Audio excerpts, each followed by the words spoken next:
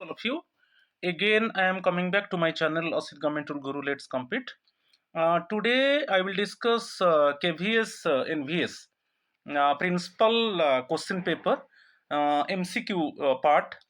You know that already during 2026, it means this year, month of February, already this examination completed, and 60 MCQs and 40 marks descriptive questions actually came in the examination. So today I will discuss MCQ part, question number 1 to 20. It is part 1. So definitely the session would be interesting one, and those basically aspirants actually they think that they will give exam in subsequent time. It is definitely beneficial for them. So till end listen the video, you can get complete information. So my friends, you see my channel Asit Government Rule Guru. Let's compete. Please subscribe my channel, like my channel, and share my channel, so that you can get notification, and you will get also some interesting videos. If any queries there, you contact with my WhatsApp number 8327782034. If any doubt, you contact with me and clear your doubt. So now I am going to discuss NVS KVS principal question paper 2026 examination conducted, and it's the first part, question number 1 to question number 20 I will discuss. So question number 1, you see, it is given: in the process of scaffolding the learner during the constructivist classroom, which of the following actions of the teacher correctly represents a teacher as a simplifier? The scaffolding the learner actually support to the learner. You know, scaffolding word actually Vygotsky, actually you see Vygotsky theory, it is clearly mentioned, it is temporary support to the learner. So here scaffolding the learner means actually teacher providing support, because now basically teachers in the classroom, it means they are playing the supportive role, and they involve in teaching learning transaction, and they are the facilitators nowadays. During the constructivist classroom, which of the following actions of the teacher correctly represents a teacher as a simplifier? मैं बता देता हूँ कॉन्स्ट्रक्टिविस्ट क्या करते हैं. उनका जो thinking था, वो ये सोच रहे हैं कि जो भी कॉन्सेप्ट है उसको वो डिफरेंट स्टेजेस में स्प्लिट कर देते हैं, तो वो कॉन्सेप्ट को बहुत सिंपल से वो डिफिकल्ट लेवल तक ले जाते हैं. तो basically constructivist actually when actually any type of concept, any content, they want to bifurcate it or split of it into different stages. So different stages means stage 1 very simple, then very simple to it means difficult part तक वो ले जाते हैं. ठीक है, तो उनका जो ये थिंकिंग है, जो कॉन्सेप्ट को जब हम डिफरेंट स्टेजेस में डिवाइड करेंगे और बहुत सिंपल से फिर सिंपल से मॉडरेट फिर डिफिकल्ट लेवल को जाएंगे, तो definitely the children actually they can understand the concept actually properly. तो अभी देखेंगे 4 options given provides a secure framework and safe context where children feel able to make suggestions and try out ideas, uses questions to redirect the individual learner's thinking or providing alternative, possibly simpler language, breaks the problem into smaller, more manageable steps to be tackled by the learner, gives appropriate encouragement at critical. सो यहाँ पर जो है option 3 is the correct answer, क्योंकि वो problems को different steps में split कर देते हैं. ठीक है, बहुत सिंपल से वो प्रॉब्लम को actually sort out it means करने के लिए ट्राई करते हैं. तो in that way actually the any type of problem divided into different type of manageable steps and easily it can be tackled by the learner. तो constructivist का view वही है, कोई भी कंटेंट है, कोई भी कॉन्सेप्ट है, उसको वो डिवाइड कर देते हैं डिफरेंट स्टेजेस में, स्टेज 1, स्टेज 2, स्टेज 3, और बहुत सिंपल तरीके से वो डिस्कस करके वो कॉन्सेप्ट को इट मीन्स अच्छे से क्लैरिफाई करते हैं. जो उससे रिलेटेड कोई भी क्वेश्चन आता है तो वो चाइल्ड एक्चुअली उसको इजीली सॉल्व कर लेता है by using the manageable steps. तो यहाँ पर जो है option 3 is the correct answer. यहाँ पर देख लीजिए, in the context of constructivist pedagogy and the concept of जो स्कैफोल्डिंग कॉन्सेप्ट है वो derive from Vygotsky's theory. The role of the teacher is to provide temporary, जो टेम्पोररी सपोर्ट है वही है जो स्कैफोल्डिंग का मतलब है टेम्पोररी सपोर्ट।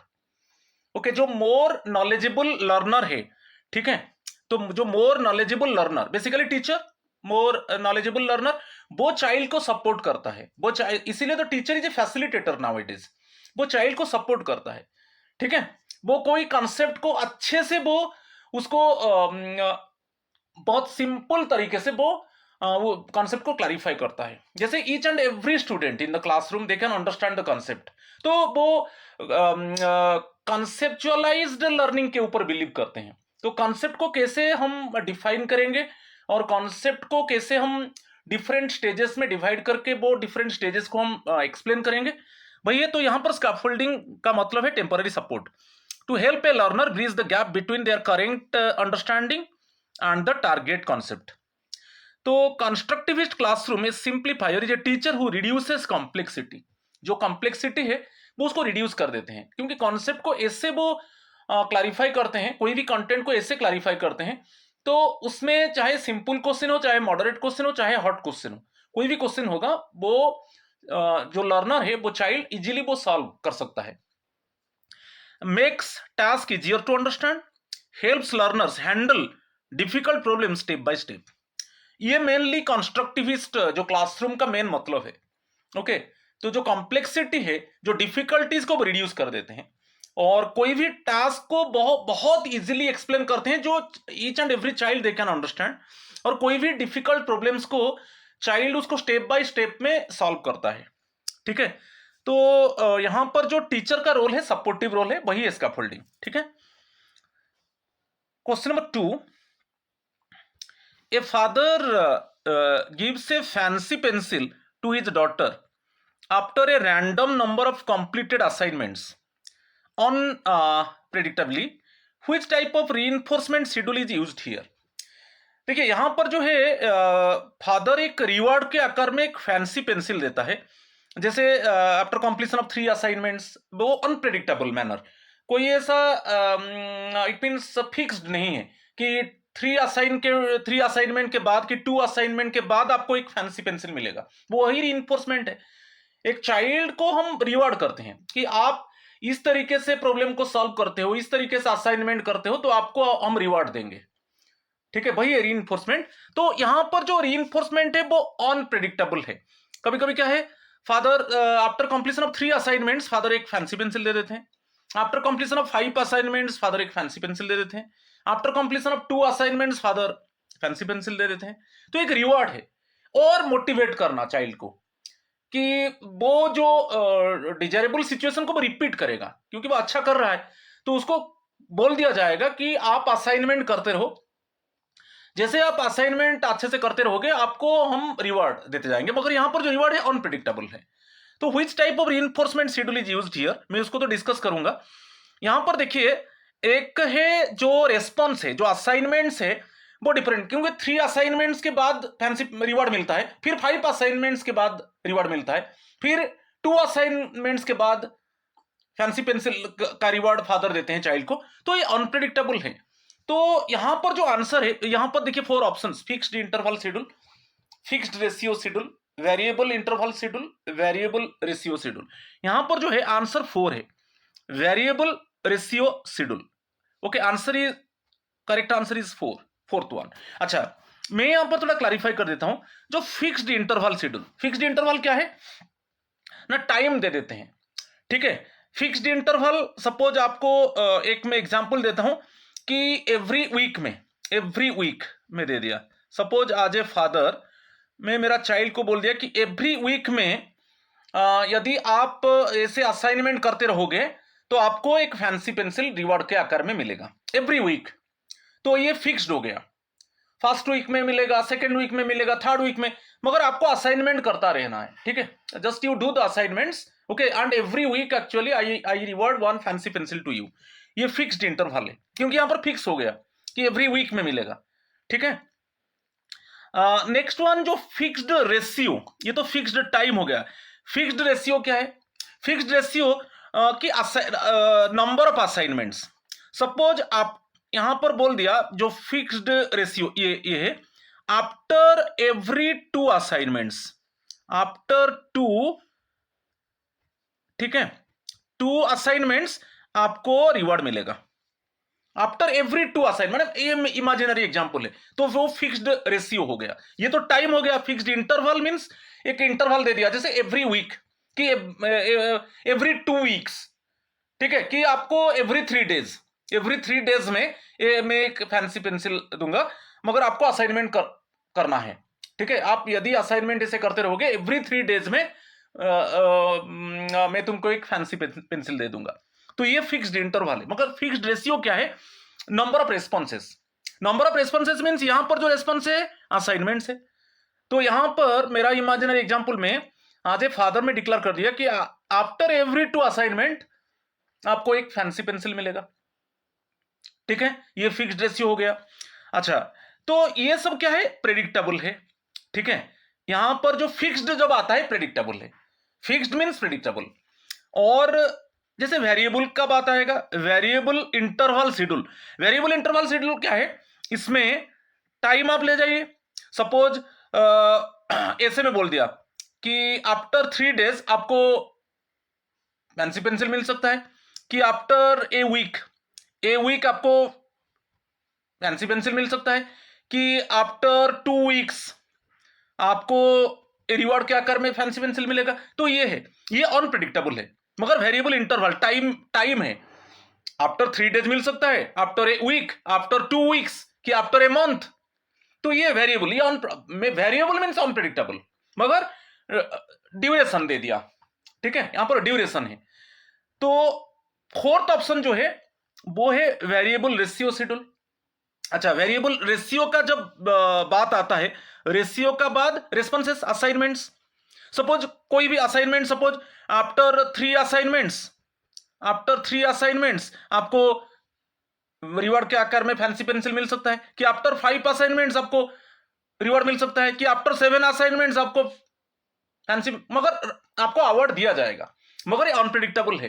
तो याद रखना है, जो इंटरवल है टाइम ड्यूरेशन, मगर जो रेशियो है रेस्पॉन्सेस। यहां पर response means number of assignments, ठीक है। तो जो फिक्स्ड है वो प्रेडिक्टेबल है, मगर जो वेरिएबल है वो अनप्रेडिक्टेबल है। तो यहां पर जो है आप देखिए अनप्रेडिक्टेबल है। और कभी 3 असाइनमेंट्स रेस्पॉन्सेस, असाइनमेंट्स एक्चुअली ये रेस्पॉन्सेस मींस ये आएगा रेशियो, मगर यहां पर जो रेस्पॉन्सेस है वो अनप्रेडिक्टेबल है।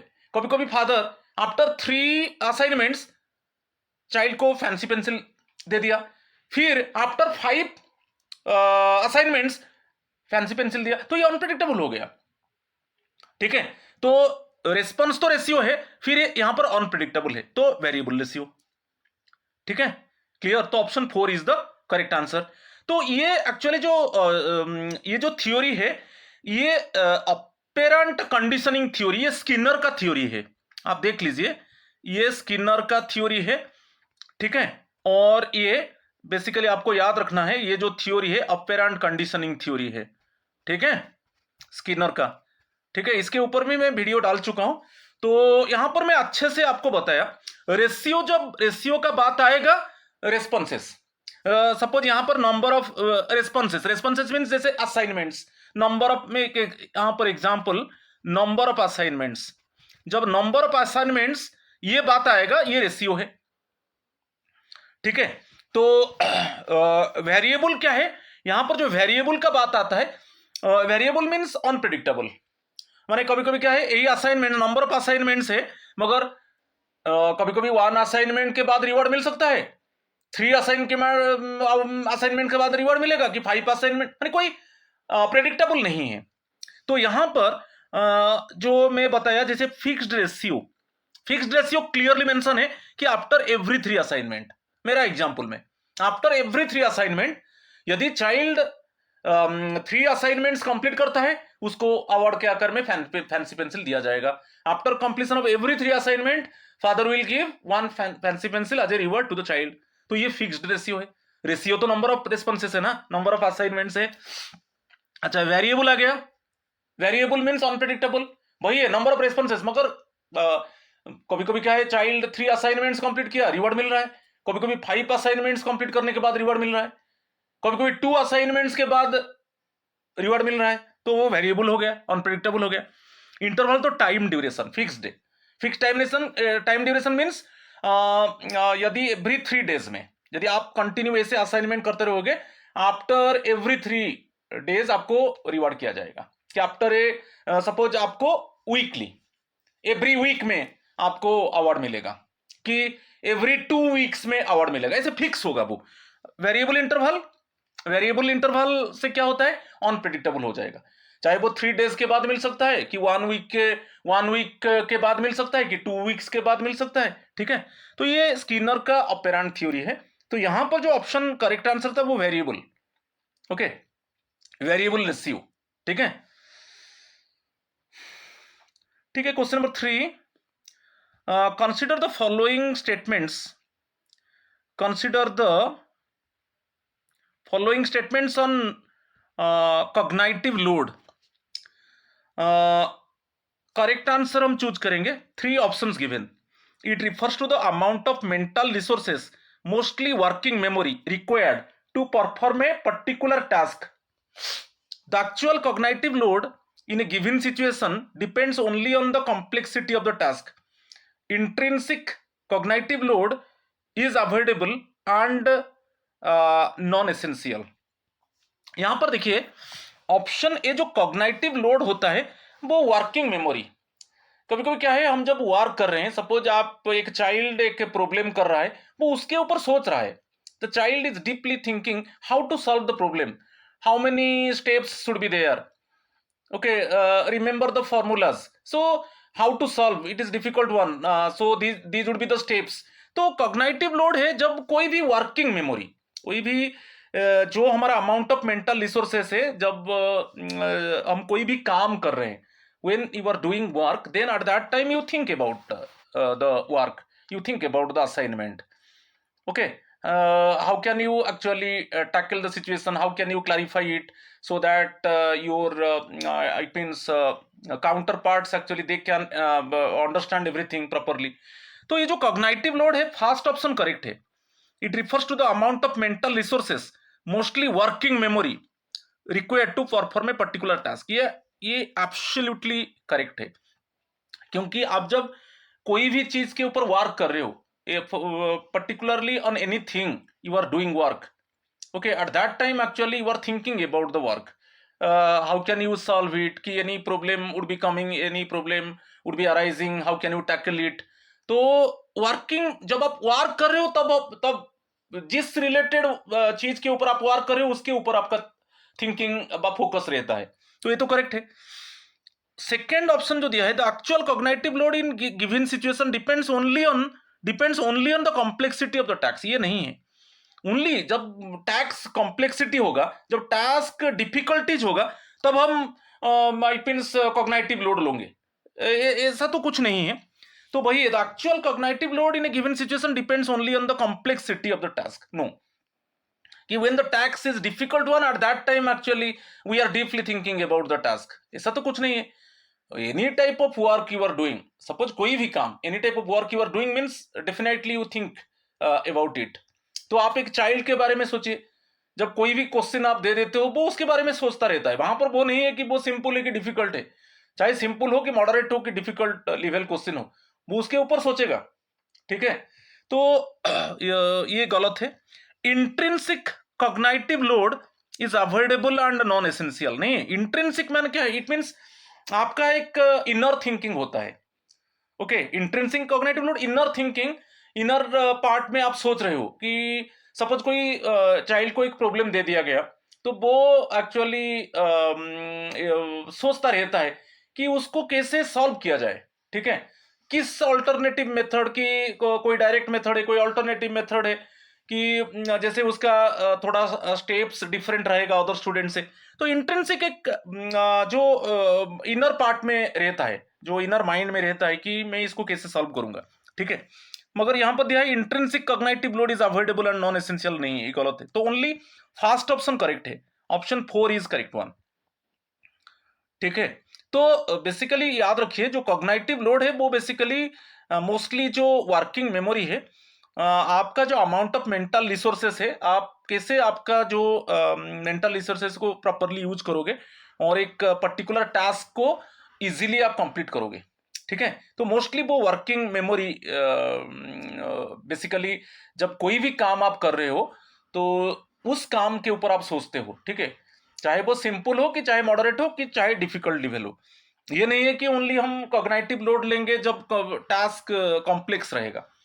कि कोई इंट्रिंसिक कॉग्निटिव लोड क्या है, हम कभी कभी मन में सोचते हैं कि इस तरीके का क्वेश्चन था, ये मेथड था, मैं इसको तो कर दिया, मगर ऑल्टरनेटिव और कुछ मेरा आंसर थोड़ा डिफरेंट होता, तो जो मेरा फ्रेंड्स जैसे आंसर लिखे उनसे थोड़ा अलग होता, तो मैं एग्जामिनर को अट्रैक्ट कर सकता था। तो वो भी इंट्रिंसिक एक इनर पार्ट में आता है। ठीक है, तो यहाँ पर जो है ऑप्शन जो 4 है, only first option only A is correct one. ठीक है, question number 4, a teacher's routine is stated in the following statements. It's launch with a different group of students every day, works with a school club and attends students activities, communicates students in public and negatively about his or her observations of their performances in extracurricular activities so that they can work hard and perform well, shows interest in students as individuals. So choose the correct answer in the context of maintaining caring teacher student relationship. तो देखिए, आप जो residential school है जैसे NVS system, वहां पर actually rule है कि जो टीचर्स हाउस मास्टर से they must sit with the students and take meal, they must sit with the students, and then also normally what type of foods actually the students are taking, the same food actually the teachers will take, and it means the teacher will sit with them and take food, ये होता है। जैसे eats lunch with a different group of students every day, works with a school club and attends students activities, तो first option absolutely correct है, teachers routine वही है। ठीक है, तो बच्चों के साथ लॉन्च करना, बच्चों का जो क्लब है, स्कूल क्लब है, तो जो भी एक्टिविटीज करना है, क्लब एक्टिविटीज बच्चों के साथ करना है, कोई भी स्टूडेंट एक्टिविटीज है अटेंड करना है। ठीक है, तो ये तो टीचर का कॉमन रूटीन है।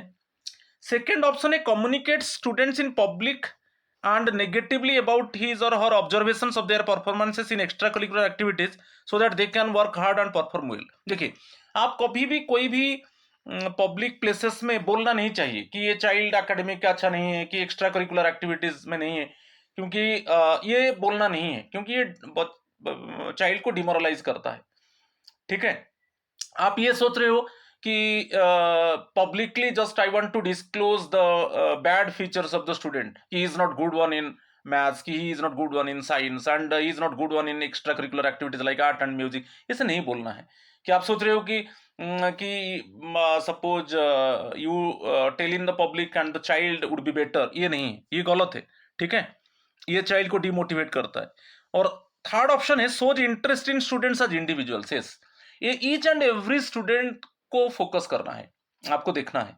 ठीक है, ईच एंड एवरी स्टूडेंट का जो एबिलिटी है, उसका क्या एफिशिएंसी लेवल है, उसका क्या लैकुना है, क्या डिसएडवांटेजेस है, उसको डिटेक्ट करना है। तो इंडिविजुअल स्टूडेंट के ऊपर फोकस होना चाहिए।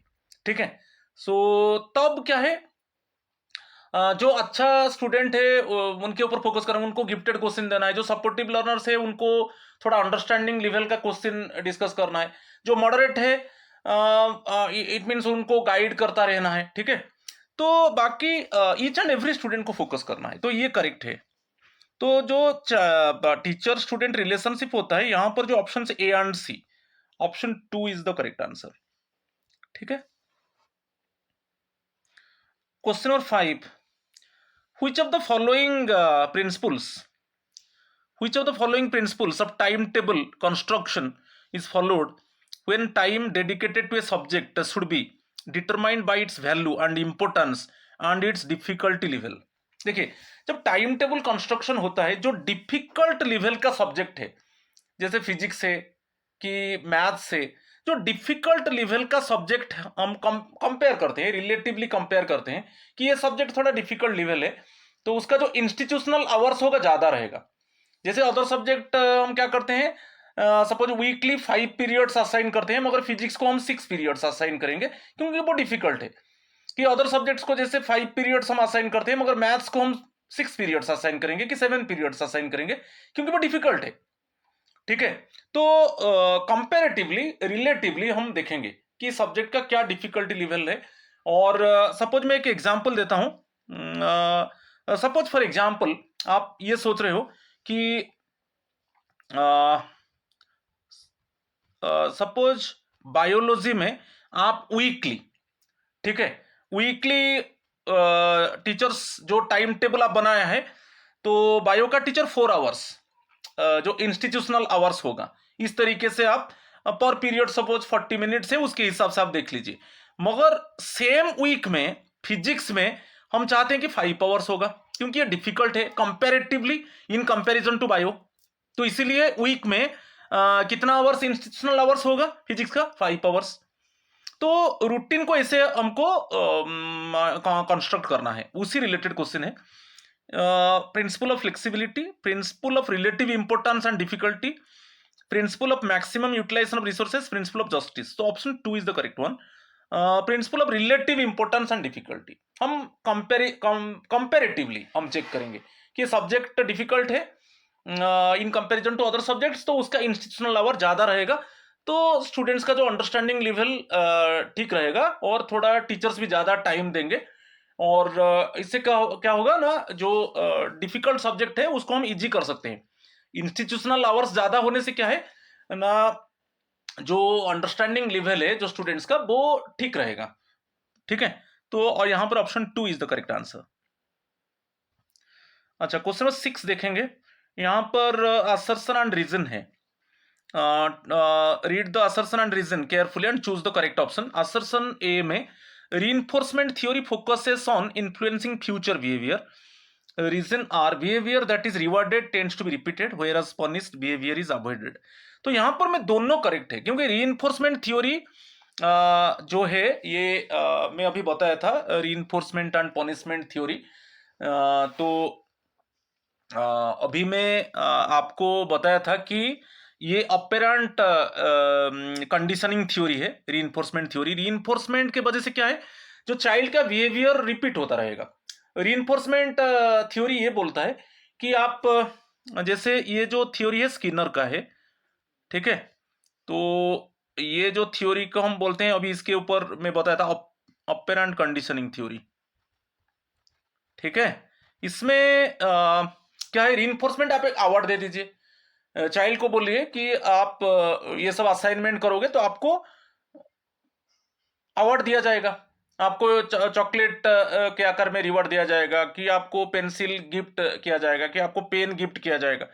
तो वो चाइल्ड वो रिपीट करता रहेगा, वो फ्यूचर में चाइल्ड का बिहेवियर ना, वो जो डिजायरेबल सिचुएशन, वो जो काम अच्छा कर रहा है, वो और थोड़ा उसको मोटिवेट करना है। रीइंफोर्समेंट एक मोटिवेशन है क्योंकि वो जो डिजायरेबल सिचुएशन को बच्चा रिपीट करता रहेगा। ठीक है, उसका जो अच्छा बिहेवियर है उसको रिपीट करता रहेगा। तो यही है, और बाकी रीजन भी क्लियर है। जो बिहेवियर में रिवॉर्ड दिया जाएगा वो रिपीट होगा, और जो बिहेवियर में पनिश किया जाएगा वो अवॉइड किया जाएगा। ओके, जिस बिहेवियर हम सोचते हैं कि बढ़िया चाइल्ड तो अच्छा कर रहा है और थोड़ा हम रिवॉर्ड दे देंगे, और अभी एवरी वीक में 3 असाइनमेंट्स कर रहा है, तो अभी एक अवार्ड देने से वो एवरी वीक में 5 असाइनमेंट्स करेगा, तो कि वो जो असाइनमेंट्स कर रहा है वो रिपीट होता रहेगा। ठीक है, और पनिश्ड बिहेवियर इज अवॉइडेड, जो बेसिकली जो पनिश्ड बिहेवियर क्या है, तो ये तो ऑब्वियसली है। तो दोनों option 1 is the correct answer, both assertion and reason both are correct one, and reason is the correct explanation of A. तो option 1 is the correct answer.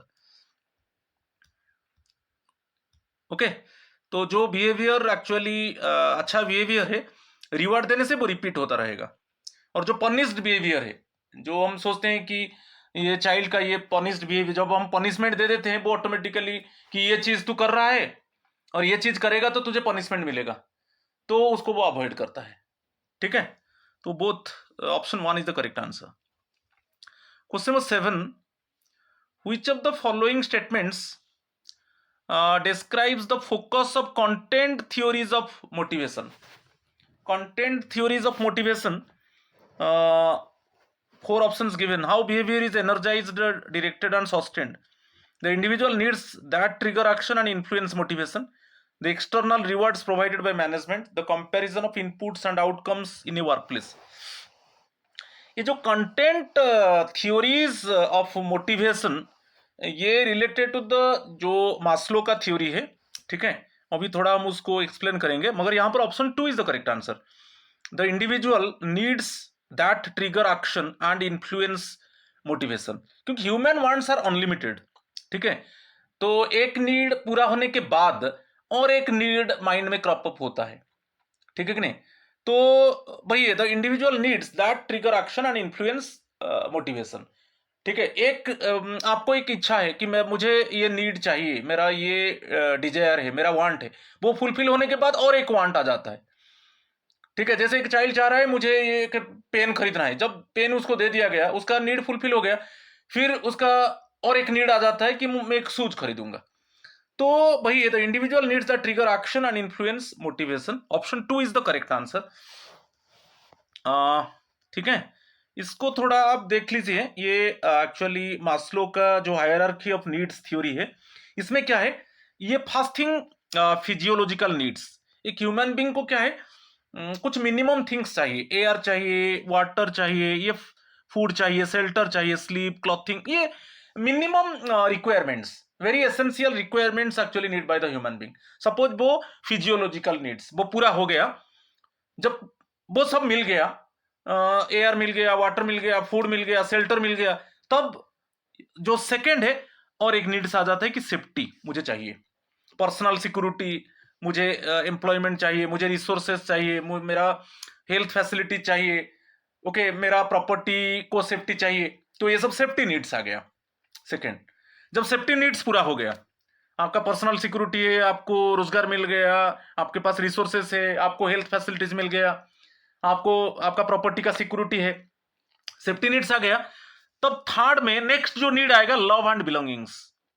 वो सोचेगा मुझे फ्रेंड्स चाहिए, मुझे इंटीमेसी चाहिए, मुझे फैमिली चाहिए, मुझे सेंस ऑफ कनेक्शन चाहिए, ठीक है.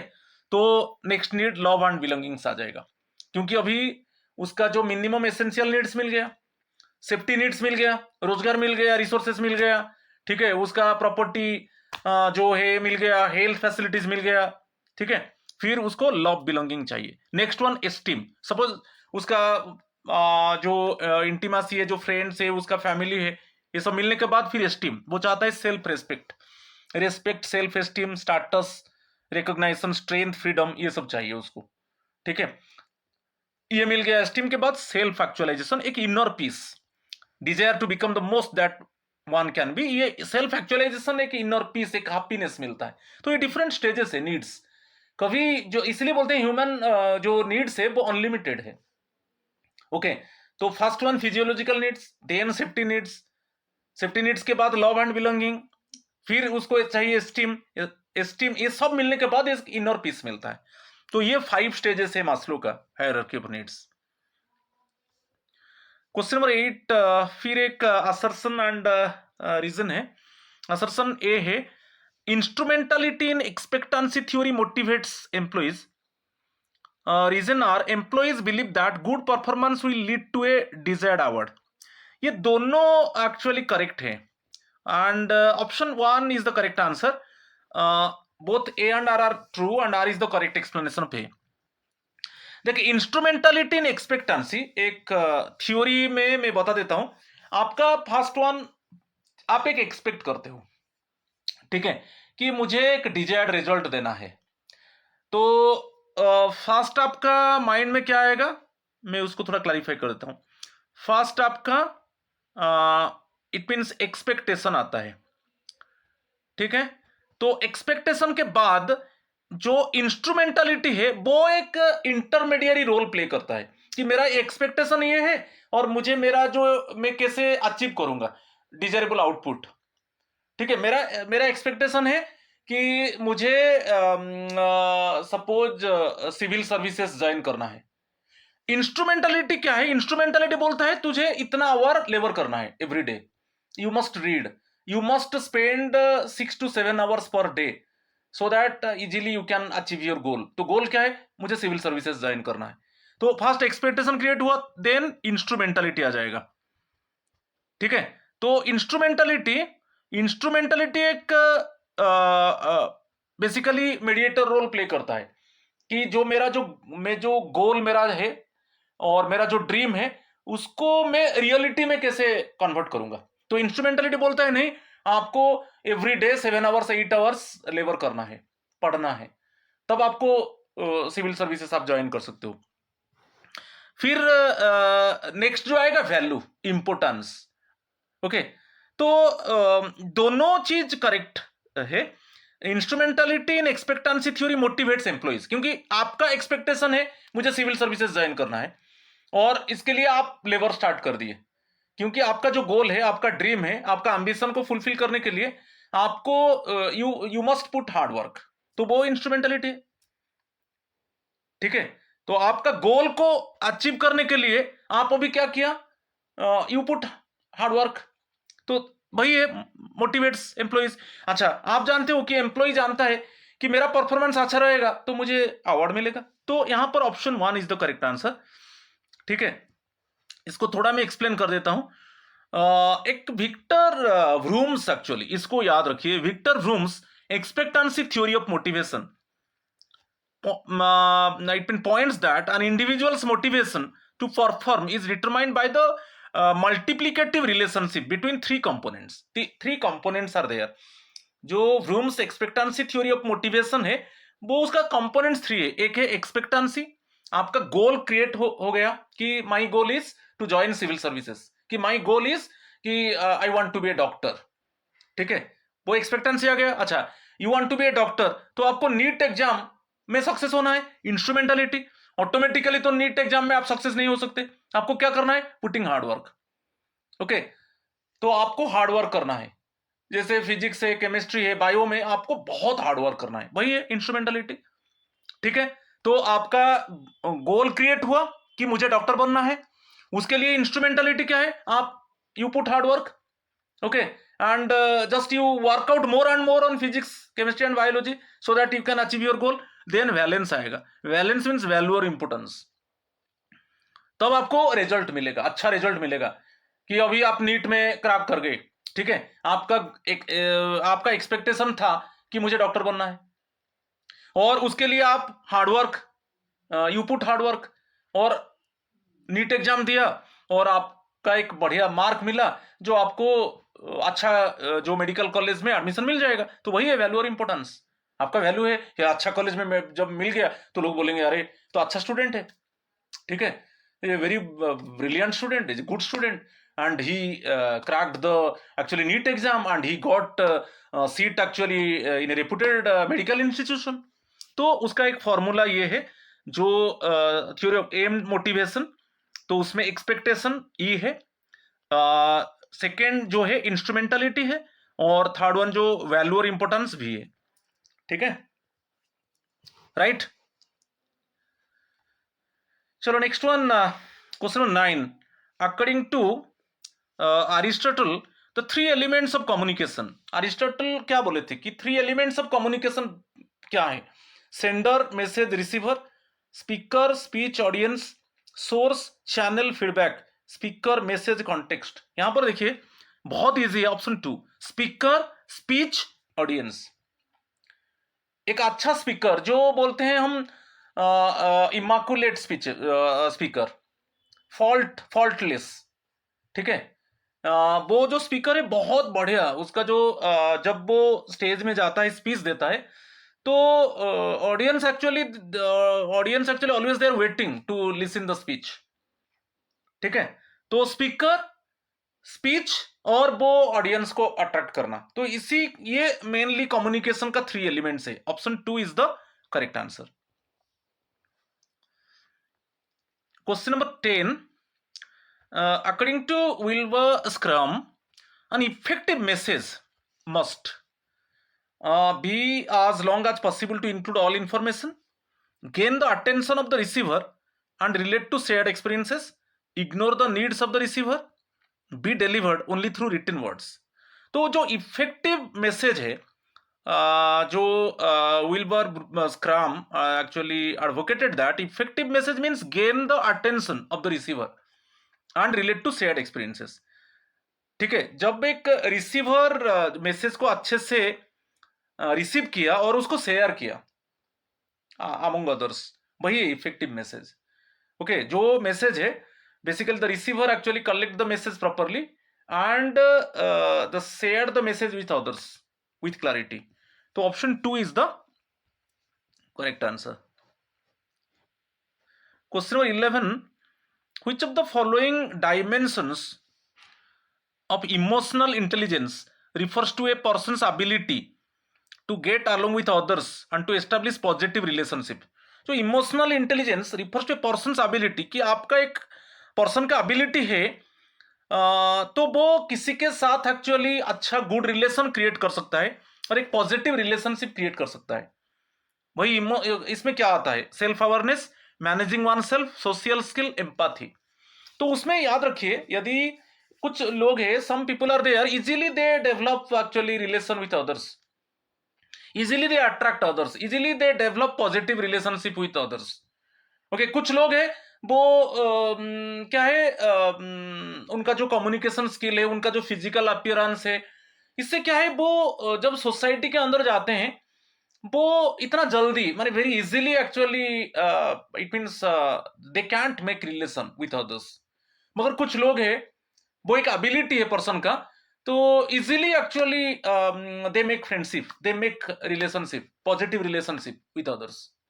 तो इसमें ये सोशल स्किल, ये जो इमोशनल इंटेलिजेंस, ये सोशल स्किल है, क्योंकि सेल्फ अवेयरनेस एक्चुअली खुद का इमोशन को समझना, सेल्फ अवेयरनेस.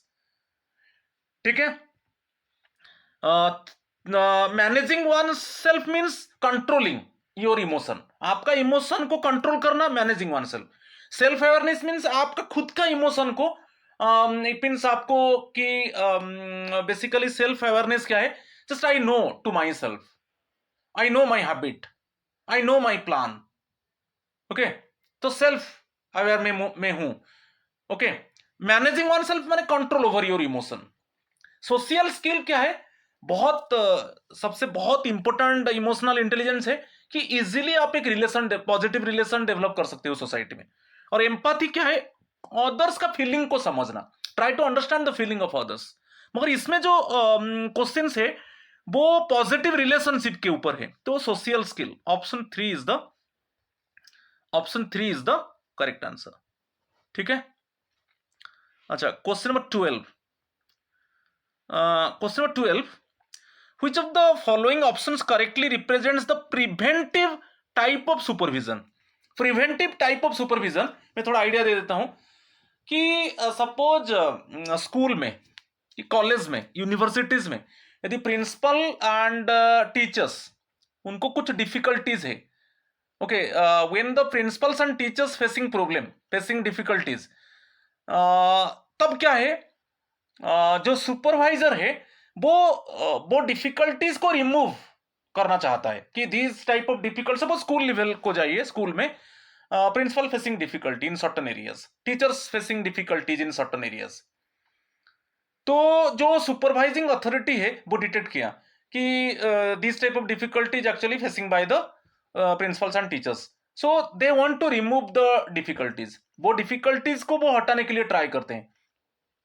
जैसे आप देखा होगा कि एनवीएस और केवीएस में जो आरओ लेवल का ऑफिसर्स है, डिप्टी कमिश्नर है, असिस्टेंट कमिश्नर है, उनका काम क्या है, जो प्रिंसिपल्स एंड टीचर्स जो प्रॉब्लम फेस करते हैं, कोई भी प्रॉब्लम वो फेस करते हैं, तो आरओ लेवल का जो रीजनल ऑफिस का जो ऑफिसर्स है, हायर अथॉरिटीज है, वो उसको रिमूव करना चाहते हैं कि this type of difficulties are facing by the principals and teachers, so these methods should be initiated to remove the difficulties. वही है प्रिवेंटिव टाइप ऑफ सुपरविजन. तो अभी देखिए option, in this the supervisor being a man of considerable experience and insight anticipates the difficulties of teachers and headmasters and helps them to avoid these difficulties. This supervision is based on the assumption that an atmosphere of spontaneity and freedom is the prerequisite condition for the whole sum development of children. In this, the supervisor visits a school with the sole intention of finding out or rather detecting loopholes. This supervision aims at liberating the teachers from a rigid framework of a set of procedures, methods, and techniques, and making them reliant, hopeful, optimistic, and enthusiastic in their work. अगर option 1 correct है, क्योंकि मैं अभी आपको बताया कि main जो preventive type of supervision है, यदि जो सुपरवाइजिंग अथॉरिटी वो डिटेक्ट किया कि ये प्रॉब्लम एक्चुअली प्रिंसिपल फेस कर रहा है, कि टीचर्स ये प्रॉब्लम फेस कर रहा है, तो प्रॉब्लम को हम रिमूव कर देंगे, तो definitely actually under the supervision of principal की under the supervision of teachers actually the school will run smoothly and students also getting benefit. तो वही है preventive type of supervision, वही है, ठीक है. in this the supervisor being a man of considerable experience, क्योंकि जो supervising authority है उनका enough experience है and insight, वो anticipate कर सकते हैं कि insight anticipates the difficulties of teachers and masters and helps them to avoid these difficulties. वो क्योंकि उनका इनफ एक्सपीरियंस है और वो एंटिसिपेट आराम से कर सकते हैं कि ये डिफिकल्टीज आएगा टीचर्स एंड हेडमास्टर्स के लिए, तो वो उस तरीके का इनिशिएटिव्स लेते हैं, उस तरीके का मेजर्स लेते हैं जो डिफिकल्टीज को आराम से वो teachers and headmasters actually avoid the difficulties, तो वो हेल्प करते हैं, ठीक है. Basically, the supervisor extending help to the teachers and headmasters to avoid the difficulties. तो option 1 is the correct answer. ठीक है. क्वेश्चन 13, यहां पर मैं वही बता दिया, preventive supervision is a proactive approach rather than a reactive one. Its primary goal is to identify potential problems. अब जो प्रॉब्लम्स है, चैलेंजेस है, उसको आइडेंटिफाई करना और allowing the supervisor to provide guidance, resources and training to prevent these issues from disrupting the educational process. वही है कि जो पोटेंशियल प्रॉब्लम्स है, चैलेंजेस है, तो सुपरवाइजिंग अथॉरिटी एंटिसिपेट कर लेते हैं कि इस तरीके का प्रॉब्लम्स आएगा, इस तरीके का चैलेंजेस आएगा हेडमास्टर के लिए एंड टीचर्स के लिए, तो इसलिए वो it means providing guidance, providing resources, providing training, okay, so that educational process disrupt नहीं होगा, ठीक है. Question number 13, Which of the following controls focuses on how effectively the organization's corporate, business, and functional strategies are succeeding in helping the organization meet its goals? Financial control, operations control, structural control, strategic control. यहाँ पर वही question है, कैसे जो organisation है वो कैसे it means control कर सकता है उसका कॉर्पोरेट पार्ट को, बिजनेस पार्ट को, और जो फंक्शनल स्ट्रेटेजीज को, are succeeding in helping the organization meet its goals. कैसे ऑर्गेनाइजेशन उसका गोल को अचीव कर सकता है, कैसा वो उसका बिजनेस को कैसे मैनेज करेगा, कि जो फंक्शनल स्ट्रेटेजीज है, कि जो कॉर्पोरेट रिलेटेड पार्ट है उसको कैसे वो प्रॉपरली कंट्रोल करेगा so that organization meet its goals. तो ये बहुत इजी है. Option 4 strategic control, option 4 is the correct answer. Question number 14, consider the following statements on managing labour relations. First option यहां पर हम करेक्ट आंसर चूज करेंगे, ठीक है, अंडरलाइन कर दिया. 3 options given. Labor relations is the process of dealing with employees who are represented by a union. Organizations usually prefer that employees be unionized because unions facilitate management having better relations with the employees. Option C, providing absolutely fair treatment with clear standards in the areas of pay, promotion, layoffs, and discipline. Having a complaint or appeal system for persons who feel unfairly treated will help employees to feel that union is unnecessary. Correct answer choose करेंगे. देखिए option A is the correct answer. Option A तो correct है क्योंकि labour relations the process of dealing with employees who are represented by union. देखिए आपका organisation में एक union है, तो आपका कोई प्रॉब्लम है तो यूनियन वो इशू को रेज करता है और आपका जो ऑर्गेनाइजेशन का हेड है उनको इन्फॉर्म करता है कि this type of actually needs, कि this type of actually facilities should be given to the workers की एम्प्लॉइज. तो आपके लिए union on behalf of the employees, union actually it means approaching the organisational head कि these facilities should be given to the employees, because it means the employees having right, they must get these type of entitlements. तो ये तो first one correct है. Second one, organizations usually prefer that employees be unionized. ये गलत है. कभी कोई organisation नहीं सोचता है कि एम्प्लॉइज का कोई यूनियन रहेगा. कोई ऑर्गेनाइजेशन ये नहीं चाहता है. कोई भी आप डिपार्टमेंट देखिए, वो नहीं चाहता है कि उनका कोई यूनियन रहेगा. ठीक है, उनका एक यूनियन उनके लिए रिप्रेजेंट करेगा, वो नहीं चाहते हैं. मगर यहाँ पर दिया है, organization usually prefer that employees be unionized because unions facilitate management having better relations with the employees. ऐसा नहीं है. कोई भी ऑर्गेनाइजेशन नहीं चाहेगा कि एम्प्लॉइज का कोई इट मीन्स यूनियन रहे. तो ये गलत है. नेक्स्ट वन, जो ऑप्शन सी है, providing absolutely fair treatment with clear standards in the areas of pay, promotion, layoffs and discipline, having a complaint or appeal system for persons who feel unfairly treated will help employees to feel that a union is unnecessary. Correct है. देखिए, जब कोई department में सभी facilities है, आपका पे है, प्रमोशन है, कि कब आपको जॉब से रिमूव किया जाएगा, कि जो डिसिप्लिन है क्लियर कट है, इसमें कोई प्रॉब्लम नहीं है कि आप फ्रीली आप कंप्लेन कर सकते हो, अपील कर सकते हो. जब आपको अनफेयरली ट्रीट किया जाएगा आप कंप्लेन कर सकते हो, और यदि आपके ऊपर कोई पनिशमेंट दिया गया उसको अपील कर सकते हो. बहुत क्लियर है. तो उसमें कोई यूनियन का जरूरत नहीं है, क्योंकि आपको सभी फैसिलिटीज मिल रहा है. आपका राइट के हिसाब से आपका पे है, कि अलाउंसेस है, कि आपका जो प्रमोशन है, ठीक है, आपका चाहे डिसिप्लिन है, चाहे कोई आपको अनफेयरली ट्रीट किया गया आप कंप्लेन कर सकते हो आराम से. और यदि आपके ऊपर कोई पनिशमेंट इंपोज किया गया तो आप अपील कर सकते हो. यूनियन का जरूरत नहीं है. तो यहां पर जो है करेक्ट आंसर ए एंड सी. तो option 2 is the correct answer. ठीक है. Question number 15, which of the following correctly represents the merit reward system. अच्छा, 4 options given. It rewards individual performance on a real-time basis. It is most likely to be used in cases in which performance can be objectively assessed in terms of number of units of output. It is usually determined or defined based on the person's performance and overall contributions to the organization. The most common form of merit reward system is sales commissions that are paid to people engaged in sales work. देखिए, जो 4 options है, option 3 is the correct answer.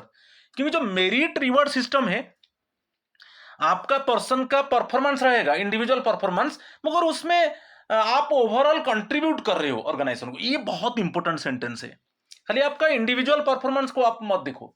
Individual performance तो no doubt, मगर आपका जो overall contribution है organisation को, जो ओवरऑल कंट्रीब्यूशन है, ओवरऑल कंट्रीब्यूशन बहुत अच्छा है. तो यही है, मेरिट रिवॉर्ड सिस्टम यही बोल रहा है. ठीक है. तो पर्सन्स इन परफॉर्मेंस तो ये तो है definitely individual performance, but overall the contribution of the employee towards the organisation is commendable one. ठीक है. तो option 3 is the correct answer. Question 16, जो the National Curriculum Framework Foundation Stage NCF का foundation stage 2022 identifies Panchakosha as a framework for the holistic development of the child. Which कोश refers specifically to the life force energy layer? देखिए, आपका जो foundation stage है, आपका बाल बाटिका और standard 1 2 5, ये है 5+3, ये है स्ट्रक्चर है. फर्स्ट 5 है फाउंडेशन स्टेज, बाल बाटिका 3 years और स्टैंडर्ड 1 स्टैंडर्ड 2 ये आएगा. ठीक है. तो इसमें पंचकोश को फोकस किया गया है for the holistic overall development of the child. ठीक है. फाउंडेशन स्टेज क्लियर हो गया. अभी बाल बाटिका में चाइल्ड को जब 3 years से वो ज्वाइन करेगा. ठीक है कि नहीं. तो ये जो है आपका एज ग्रुप याद है 3 to 8, ये 8 to 11 प्रिपेरेटरी, ये मिडिल स्कूल 11 to 14, और ये है सेकेंडरी स्टेज 14 to 18. यही है ना. तो foundation, preparatory, middle school and secondary. तो फाउंडेशन जो पंचकोश है, यहां पर बताया कि life force means it means यहां पर देखिए 4 ऑप्शंस: अन्नमय कोश, प्राणमय कोश, मनोमय कोश और विज्ञानमय कोश। तो यहाँ पर जो है वो है प्राणमय कोश, ए life force energy layer. Option 2 is the correct answer. इसको थोड़ा मैं एक्सप्लेन कर देता हूँ। पंच पंच देखिए यहाँ पर दे दिया कि जो फाउंडेशन स्टेज में जो 3 to 8 ईयर चाइल्ड, बाल वाटिका टू स्टैंडर्ड 2, इसमें दिया है कि पंचकोश फ्रेमवर्क जो है, देखिए जो अर्णमय कोश है वो फिजिकल बॉडी है, फूड लेयर। ओके, जो प्राणमय कोश है वो लाइफ फोर्स एनर्जी, प्राण। जो मनोमय कोश है वो माइंड और इमोशंस, ठीक है। विज्ञानमय कोश है वो इंटेलेक्ट और विजडम ऑफ द चाइल्ड को फोकस करता है। और आनंदमय कोश है ब्लिस और इनर हैप्पीनेस। ये 5 जो है पंचकोशों को एम्फसाइज किया गया है, ठीक है, जो फाउंडेशन स्टेज में मैं बताया एनसीएफ 2022 में क्लियरली मेंशन है। तो हमारा जो आंसर था यही था, ठीक है, 2 जो second one. Question number 17, what is the target timeline set by the NIPUN National Initiative for Proficiency in Reading with Understanding and Numeracy, NIPUN Bharat mission to achieve universal foundational literacy and numeracy in India. तो निपुण भारत का mission है by standard 3। By standard 3 जो child है वो proficient होना चाहिए जो इन reading, और वो जब कोई भी चीज वो रीड कर रहा है विथ अंडरस्टैंडिंग, और उसको जो मिनिमम न्यूमरसी स्किल है, जो न्यूमेरिकल स्किल मिनिमम उसके पास पहुंच जाना चाहिए बाय स्टैंडर्ड 3। ये निपुण भारत मिशन का मेन जो इट मींस गोल है, to achieve the foundational literacy and numeracy in India, universal foundational literacy and numeracy in India. ये एक्चुअली जो निपुण भारत सेट किया था टाइमलाइन बाय 2026-27, वो एम्फसाइज किया था बाय स्टैंडर्ड, जो standard 3 up to standard 3 the child must be proficient in reading with understanding and also acquire it means numeracy skills, ठीक है, चाहे addition, subtraction, multiplication, division, okay, ये उसको नंबर सिस्टम, नंबर्स जैसे आपका सपोज टेबल 1 to टेबल 25, ऐसे उसको minimum ये हो जाना चाहिए। ओके, जो मिनिमम जो लैंग्वेज है उसका जो मदर टंग है वो अच्छे से वो रीड कर सकता है विथ अंडरस्टैंडिंग, एटलीस्ट जो उसका मदर टंग का जो सब्जेक्ट है, ठीक है, और बाकी न्यूमरेसी स्किल्स होना चाहिए। तो ये जो टारगेट किया था 2026-27, option 2 is the correct answer. और आप यहाँ पर देख लीजिए, द निपुण Bharat mission national Initiative for Proficiency in reading and understanding and numeracy launched under the Department of School Education and Literacy aims to ensure that every child in the country attains foundational literacy and numeracy FLN by the end of grade 3. The target year set for achieving this goal across all primary schools in India is 2026-27, ठीक है। Question number 18 assertion reason है, assertion है inclusive education promotes equality and justice in the society. Absolutely correct है, क्योंकि inclusive education ये focus करता है कि क्लासरूम में there is no difference between normal child and disabled child, normal child and handicapped child, कि gifted student, supportive learner, कोई difference नहीं है, irrespective of gifted child and supportive child, irrespective of normal child and disabled child, okay, the definitely it means all the children they sit together and learn, ठीक है, वही है। तो equality justice को maintain करता है। पहले क्या था, अलग था कि डिसेबल चाइल्ड है कि सपोर्टिव लर्नर से उनको हम थोड़ा अलग तरीके से उनको हम मैनेज करेंगे, अभी नहीं है। In the same classroom all students they can sit, वही गिफ्टेड स्टूडेंट रहेंगे, वही normal it means disable student रहेंगे, वहीं एक्चुअली सपोर्टिव लर्नर्स रहेंगे। तो हम ये नहीं बोलेंगे कि ये चाइल्ड वीक है कि ये चाइल्ड अच्छा है, ऐसा नहीं है, ठीक है। Inclusive education reduces barriers to learning and ensures participation of all students in age appropriate classrooms। ये दोनों करेक्ट है, तो option 1 is the correct answer, ठीक है। Question number 19 again assertion reason related question है। असर्शन है the Rights of Persons with Disabilities Act 2016 was enacted to implement the United Nations Convention on the Rights of the Persons with Disabilities 2006. Correct है. Reason are India is a signatory and ratified this convention. Actually जो UN convention था on the rights of the persons with disabilities 2006, actually उसी को देखकर हम 2016 में RPWD act को enact किया गवर्नमेंट ऑफ इंडिया ने. कि वो पूरा स्ट्रिक्टली फॉलो किया कि United nation convention on the rights of the persons with disabilities 2006 जो यूएन का जो राइट्स था, जो आरपीडब्ल्यूडी के ऊपर जो इनेक्टमेंट था उसको स्ट्रिक्टली फॉलो किया गवर्नमेंट ऑफ इंडिया और आरपीडब्ल्यूडी एक्ट को इनेक्ट किया 2016 में. और India is a signatory and ratified this convention. Option 1 is the correct answer. Both assertion and reason are true and R is the correct explanation of A. तो option 1 is the correct answer. ठीक है. तो आज का last question मैं बोला था first 20 questions मेरा पार्ट 1 में रहेगा. The illness based approach to mental health primarily focuses on. अच्छा, इलनेस बेस्ड क्या है? जैसे मेंटल डिसऑर्डर है, उसको कैसे हम उसका रिमेडियल मेजर्स कैसे रहेगा. ठीक है, तो वही है illness based approach to mental health primarily focuses on promoting wellbeing among. नहीं, promoting wellbeing among all students means वो वेलनेस बेस्ड अप्रोच है, वो इलनेस बेस्ड अप्रोच नहीं है.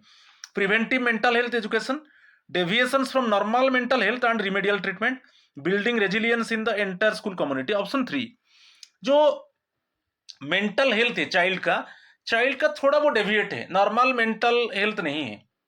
चाइल्ड थोड़ा डेविएट है नॉर्मल मेंटल हेल्थ से, तो उसको रिमेडियल ट्रीटमेंट दिया जाएगा. वही है illness based approach to mental health. हम डिटेक्ट कर रहे हैं कि जो पर्टिकुलर चाइल्ड है उसका जो मेंटल हेल्थ है वो थोड़ा नॉर्मल से डेविएट कर रहा है, तो उसको थोड़ा रिमेडियल मेजर्स चाहिए. ठीक है, तो वही है इलनेस बेस्ड अप्रोच. और जो इसमें जो यदि हम वेलनेस लगा देंगे इलनेस के जगह, वो overall promoting wellbeing among all students. ठीक है, तो यहां पर option 3 is the correct answer. यहां पर थोड़ा देख लीजिए, illness based approach focuses on, क्या फोकस कर रहा है इलनेस बेस्ड अप्रोच ना, आइडेंटिफाइंग मेंटल डिसऑर्डर्स. हम एक चाइल्ड का मेंटल डिसऑर्डर को डिटेक्ट करेंगे और डेविएशंस फ्रॉम नॉर्मल, क्योंकि नॉर्मल फंक्शन, चाइल्ड का जो ब्रेन है वो नॉर्मल फंक्शन नहीं कर रहा है, उसका थोड़ा मेंटल डिसऑर्डर है, उसको हम डिटेक्ट करेंगे और उसके ऊपर हमारा ट्रीटमेंट स्टार्ट होगा, रिमेडियल मेजर स्टार्ट होगा. ठीक है, तब वो जो मेंटल डिसऑर्डर है कि जो डेविएट है नॉर्मल फंक्शनिंग से, उसको ठीक किया जाएगा. वही इलनेस बेस्ड अप्रोच. तो आज फर्स्ट जो केवीएस एनवीएस क्वेश्चन पेपर था एमसीक्यू पार्ट का, मैं question number 1 to question number 20 discuss किया. नेक्स्ट पार्ट में आपको क्वेश्चन नंबर 21 to 40 ओके मैं डिस्कस करूंगा. ठीक है, please subscribe my channel, share my channel, like my channel so that you can get notification for my upcoming videos. So आज इतना ही है. थैंक यू एंड नमस्कार टू ऑल ऑफ यू.